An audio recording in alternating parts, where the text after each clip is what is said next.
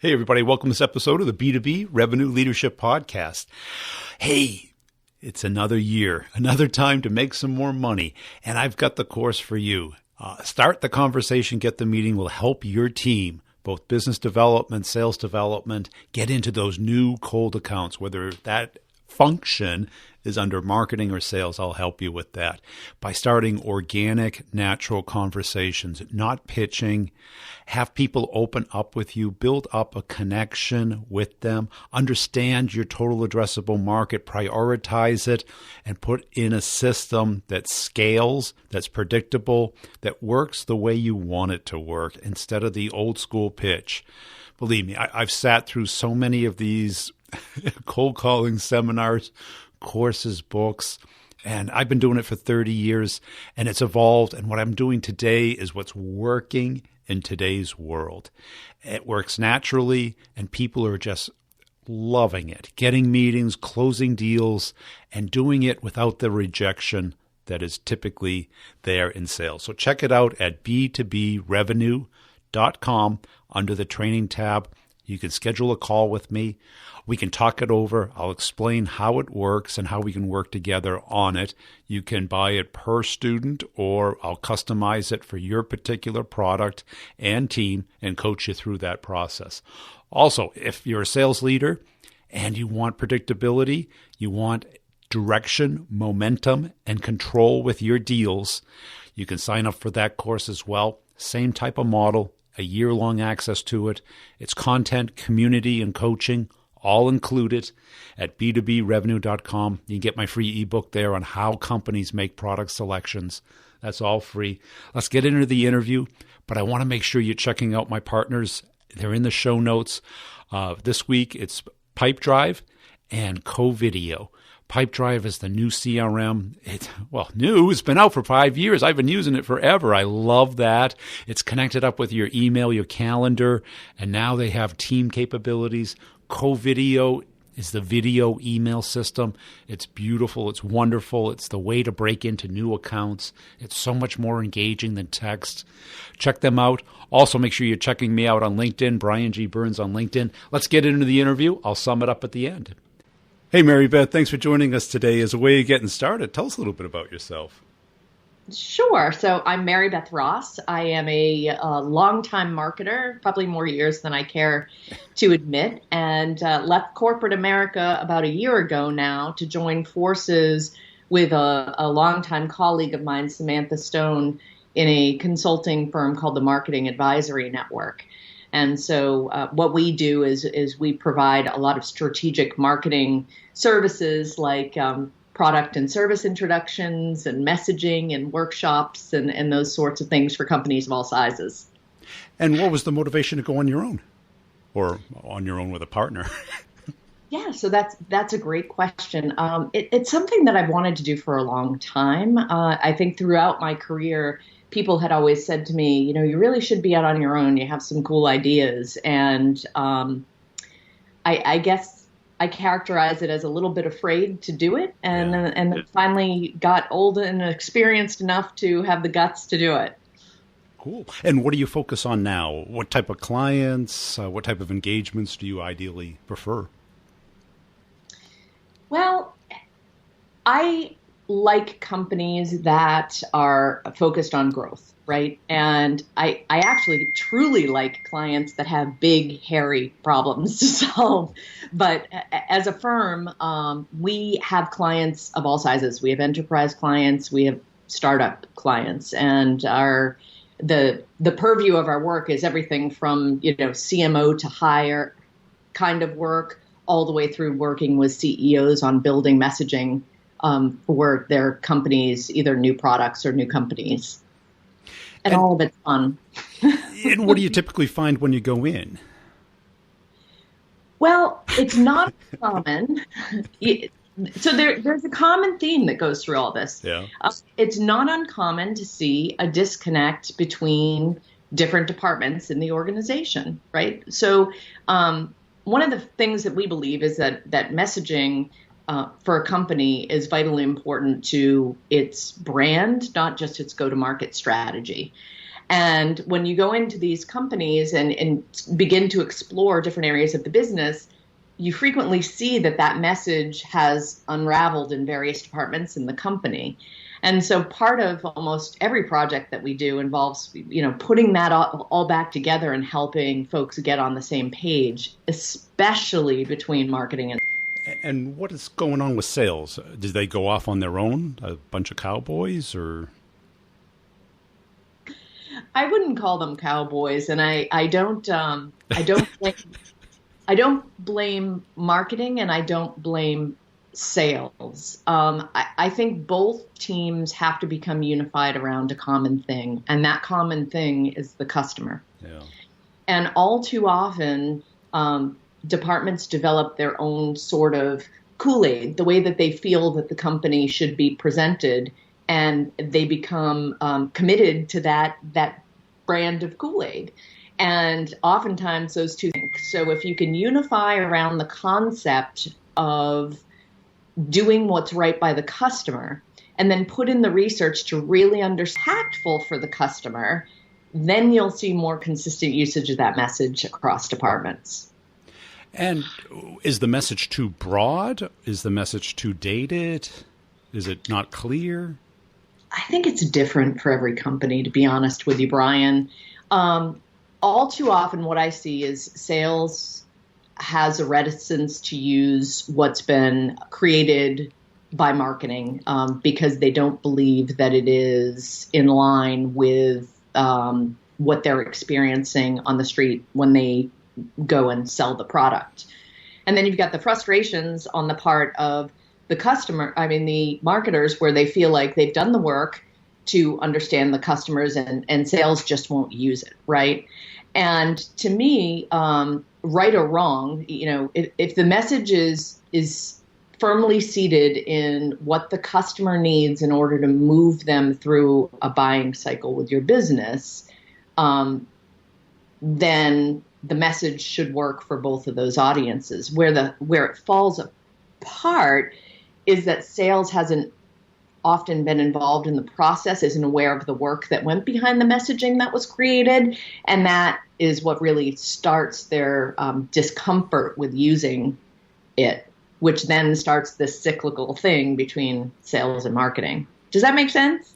It does. And I hear a lot out there because a lot of people talk about brand, category, messaging. And then I think salespeople tend to get stuck because clients are like, who are you? What do you do? How does it compare to something else? And then they kind of like, they respond to that, which pulls them off message.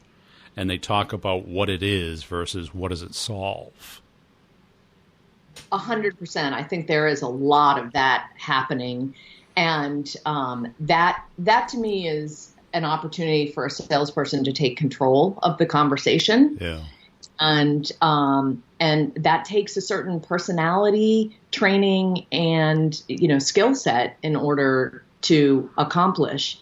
But there are occasions, and I'm sure you've seen this too, where companies stick at a message that is too high level. You sort of alluded to this in the last question, where they're hung up on the buzzwords like scalable and all of that. And it's really incumbent on the marketing team to unpack that and get deep about what that means to the customer so that they can align what the value propositions of the company are to those requirements of the customer and speak to them in terms that are unique and defensible.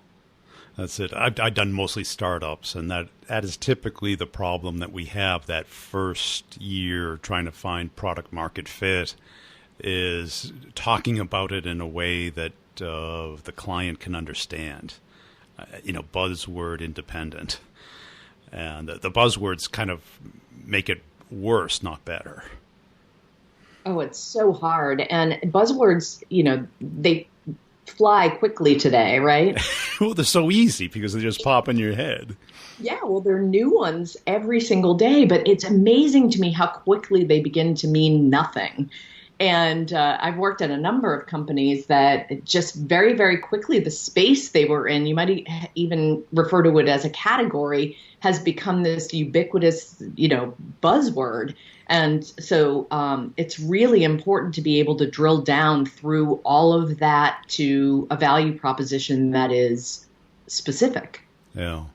And do you see many people doing it well today in B2B? I don't. So, we got that in common. Yeah, so I don't say that to be harsh or even critical, but it is.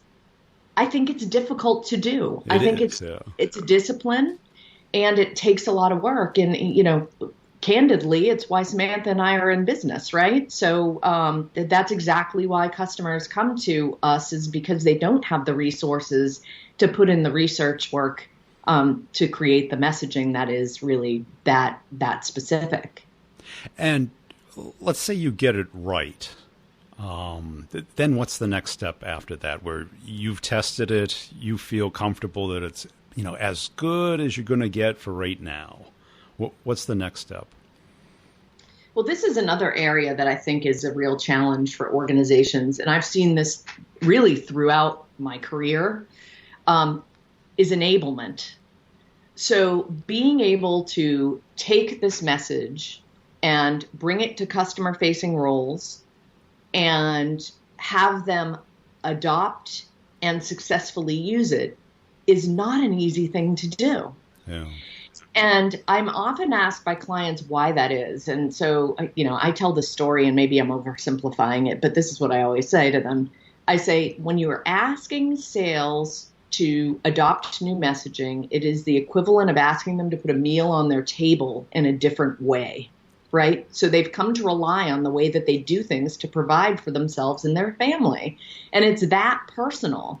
And so if you're asking them, you better have proof that it's going to work, and you better be able to, and be willing to, is a better way to say it, be willing to ride along with them and show them the way so that they can find success using it on their own and then become comfortable using it. And once you've got one seller who's used new messaging successfully, they'll advocate for you because they want their colleagues to be successful too.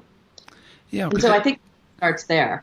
Yeah, because especially in B2B, where it's so noisy, you get such a little amount of the prospect's attention, and they check out the website, and a lot of times it's like a Rorschach, meaning that they see what they want to see. They got confirmation bias, and they put it in the context that they have. And there's this kind of like handshake conversation that goes on where you try and get to on the same page. And the sales reps who were able to do that, especially in the startup stage where it's brand new, nobody knows what it is, and you have to kind of get to the problem that it solves, be able to have an analogy, a metaphor, so that they can understand what else it's like, to build up curiosity so that they have more intrigue, more desire to learn more about it. I mean, those are advanced selling skills. I think so too. And I'd argue it even starts in marketing. I think and it does, yeah. So I'll tell you a little story. Years ago, I worked for Iron Mountain, and I had a super unique role there that I really loved. Iron Mountain at the time had been a business that was focused entirely on paper, storing paper for businesses. And they had recently bought more than a dozen technology companies, and they were trying to make this transition to being accepted as a technology company as well. And they needed messaging. They needed a way to go to market that would encompass both this paper business and this technology business. And my job was to help figure out what that is and roll that out through the organization. And so what was born was this program called the Compliant Records Management Program. And the reason I tell this story is because I think that this model is actually a model that's repeatable in nearly every business. So what we did was we built a messaging platform that was based on something that customers, both on the paper side of the business and on the digital side of the business, had pain about.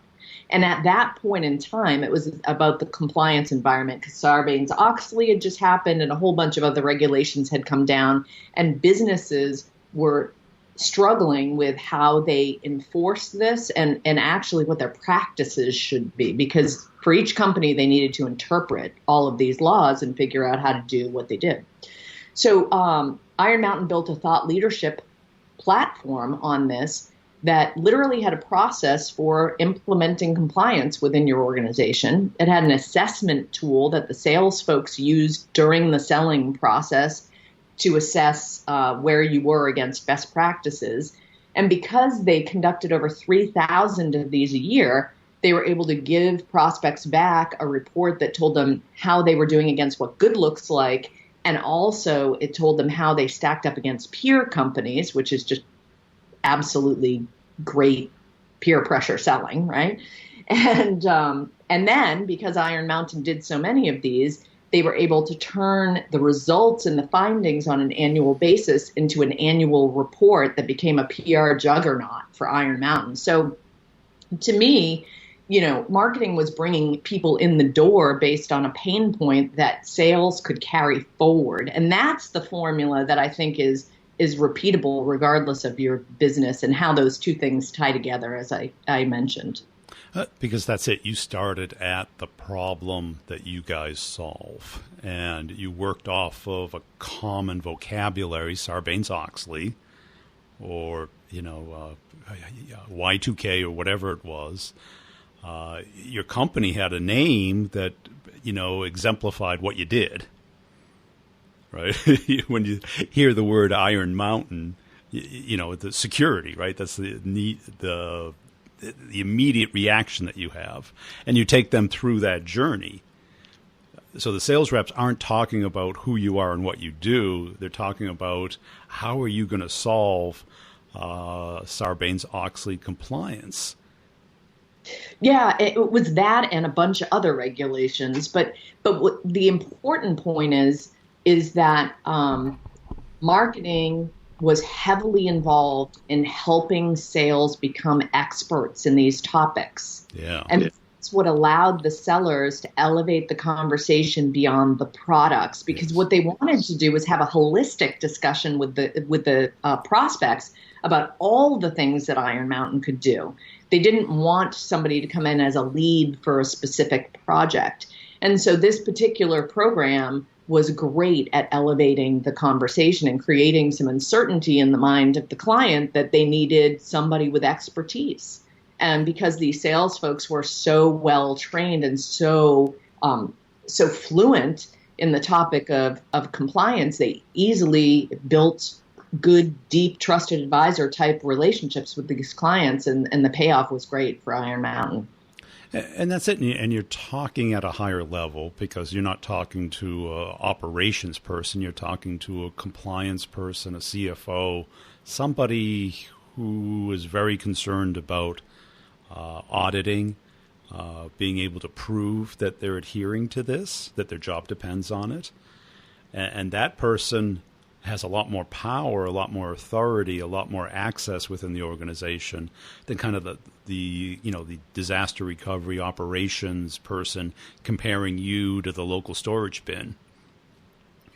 That's 100% correct. And the other thing that I thought Iron Mountain did really, really well was the research in order to enable what you just described. So they identified all of the different personas and roles that they might encounter, because still there are leads coming in that are product centric, right?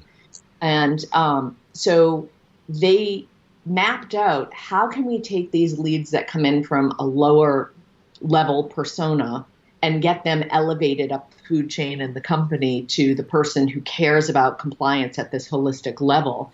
And there was an extraordinary amount of research conducted with buyers and prospects of all varying titles. I think there were 17 different personas, to be honest with you, that were developed over time. And all of that was mapped out. And they really nailed it. I mean, their primary or historical primary persona had been the records manager, right? Because that person was in charge of paper. And what they learned through the process of doing the research was it was possible to get that person to help you move up in the organization because they weren't getting the audience with the C-level that they felt they needed. They were feeling the pressure of the compliance stuff, and they were the right kind of personality to champion for discussion at a higher level. And so that's exactly how Iron Mountain approached those records managers, which I think was brilliant. And that's it. And I think the reps appreciate it because it gives them things to talk about other than features and functions and ROI. Because when you get to that level, you're a thing, you're a commodity, you're being fit into a spreadsheet versus helping solve a bigger strategic problem and being viewed as a partner versus just a vendor. That's true. And I don't want to make it sound like it was an easy transition for Iron Mountain. I'm going to go back to my original story that I told you about. You're asking the seller to put meals on the table in a different way. It took a lot of enablement work to get those folks there. But once they started to see the impact of it, the average deal size is going up and it was helping them hit their numbers, it took off as an approach, and it actually became a selling methodology. And do you find this to be your expertise when you go into clients today, is kind of putting this puzzle together for them? Maybe not in the exact same way. I do think this is a repeatable model for what it's worth. I think it takes a certain kind of organization that's willing to get behind something. This is big time culture change, right? Yeah. But, having said all that, the piece parts of what made up the Iron Mountain success that I just described are the kinds of projects that we find ourselves doing, every day. Yeah, because they're a lot more effective and fun.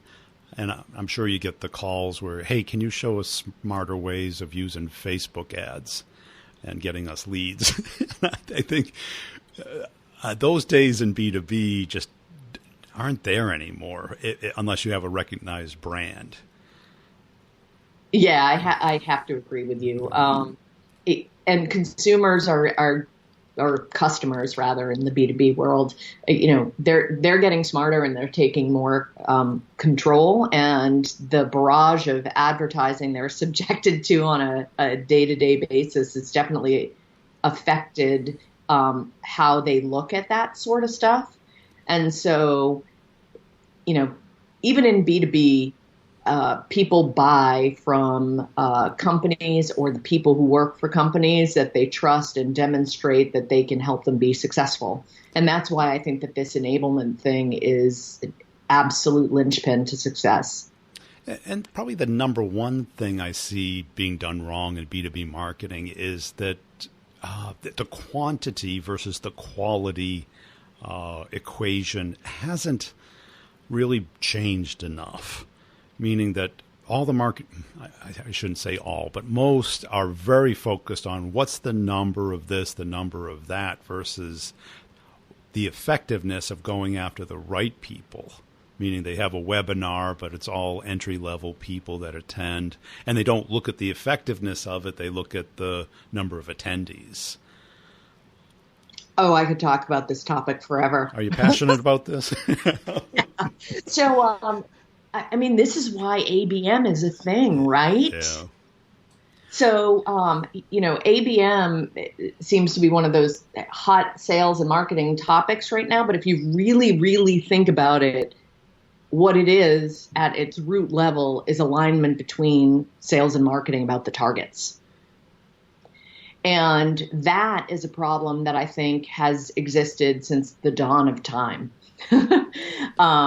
And when marketing and sales are not aligned around those things, that's the start of a big breakdown.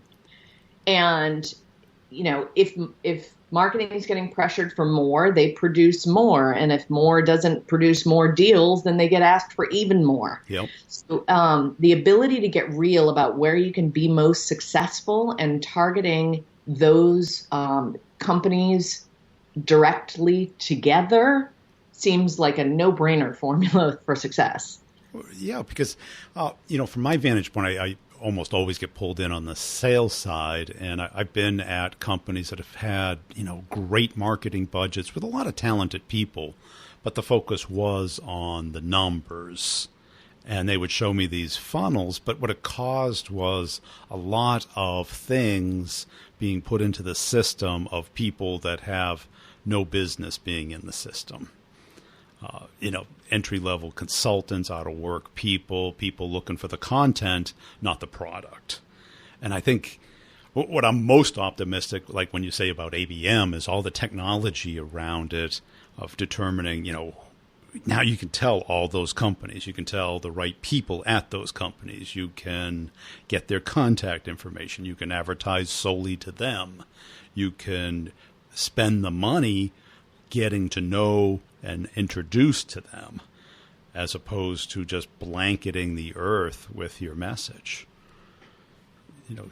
Giving away the Apple Watch for attending the webinar, and it's like, well, that all you get is people who want an Apple Watch. Right. Well, so I agree with you.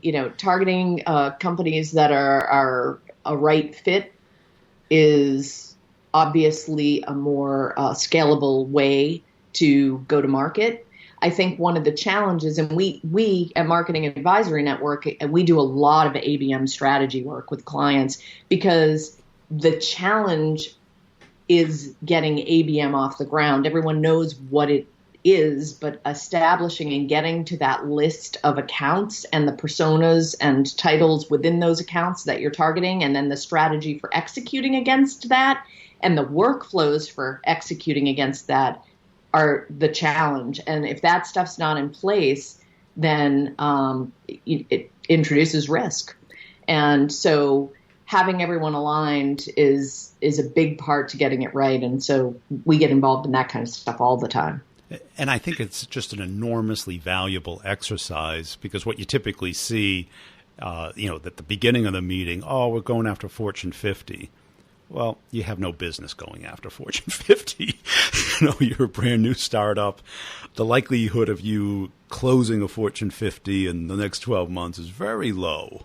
And we don't have the money to go after it. What we really need is to go after these size companies that mirror the people that have already shown an interest in what we do, have the problem that we solve. We know how to sell to them. We have the resources to sell to them. And I think, how many iterations have you seen go through before you really get down to the precious few? Yeah, so this problem exists everywhere. I've never engaged with a company that hasn't said, we want to get to the enterprise organizations because the average deal size will go up, right? Yeah. I mean, everybody wants a bigger share of wallet with a company that has a bigger wallet. That makes perfect sense. But being honest with yourselves about the solution that you're bringing to market and the organizations for which it is the best fit is the start of getting ABM right. And all too often, companies talk about what they want versus what's going to work. And I try to keep people honest around that. Not every technology solution that's been created is designed for the enterprise organization, right? Sure. And if you go through their customer list and their revenue for the last 12 months, you should be able to tell the types of companies. You take off the friends and family. You take the ones that really worked in the system, from marketing to sales to customer success. What did they look like? How did they find us? Why did they buy us?